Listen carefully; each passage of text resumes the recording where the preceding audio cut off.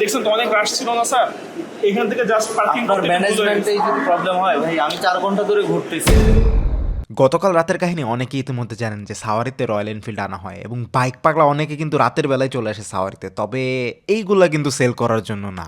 সাওয়ারির কিছু ভাই ব্রাদারই হচ্ছে মূলত এগুলা অর্ডার দিছে এবং তাদেরই ভাই এগুলো এখান থেকে আপনারা রয়্যাল এনফিল্ড কিনতেও পারবেন না, আর আপনারা যদি দেখতে পারবেন, ছবি তুলতে পারবেন, প্লাস স্টার্টও করতে পারবেন। এই চাবি কই?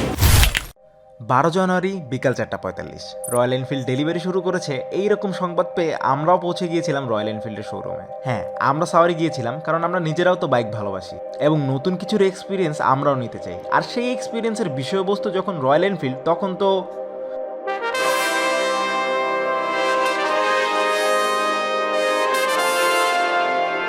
এতদিন শুধুমাত্র সামনে থেকে দেখতে পারলো, এখন দেশের রাস্তায় দেশীয় স্টাইলে,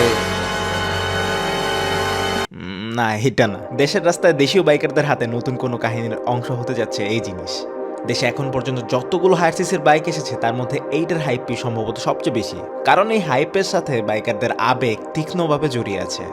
প্রত্যেক বাইকের সাথেই বাইকারদের এই তীক্ষ্ণ আবেগের অনুরূপ কিছু একটা থাকে। তবে একটা কথা আছে না, অপেক্ষার ফল মিষ্টি হয়।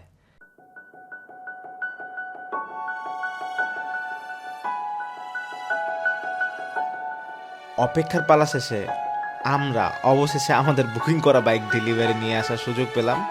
কে চালাবে সেটা নিয়ে কারাকারি চলতেই থাকবে এবং সাওয়ারিতে নিয়ে আসার পরেও এই কারাকারি চলমান। আমরা মানুষ বড়ই অদ্ভুত প্রাণী।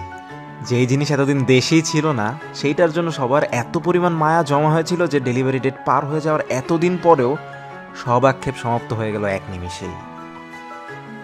আর আক্ষেপের সমাপ্তি হবেই না কেন?